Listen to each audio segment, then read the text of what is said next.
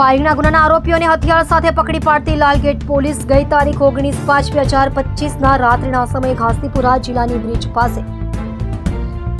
બાગે Ahmed apartment નીચે ફરિયાદી સમીર ખાન સલીમ ખાન પઠાણ રિક્ષામાં બેઠેલ હોય જ્યાં બે વાહનો પર 4 આરોપીઓ આવી તેની ઉપર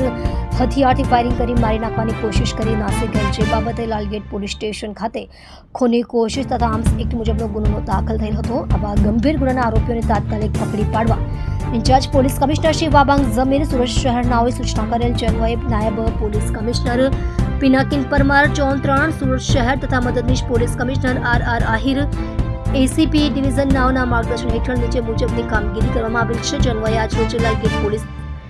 તથા ચોક બજાર પોલીસની ટીમે બાતમીના આધારે 4 આરોપીઓને ગુનામાં વપરાયેલ હથિયાર દેશી તમંચો તથા ટુ-વ્હીલ વર્ગમેન વાહન સાથે ચોક બજાર વિસ્તારમાંથી પકડી પાડેલ છે. સાથે ફાયરિંગ કરનાર આરોપીઓ હારૂન અહેમદ સંધવાણી ઉંમર વર્ષ 24 ધંધો ગાડી લે વેચ રહે ફુલવાડી ભરીમાતા રોડ સુરત,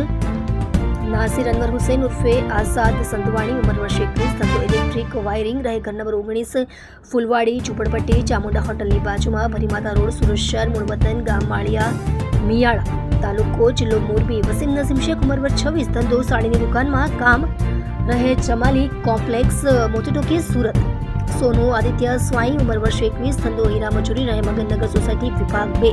કતારગામ સુરત મૂળ રહે ઓરિસ્સાને પકડી પાડી કાયદેસરની કાર્યવાહી કરવામાં આવેલ છે. તમે જોઈ રહ્યા છો SD ન્યૂઝ ચેનલ ફેઝર શેખની સાથે.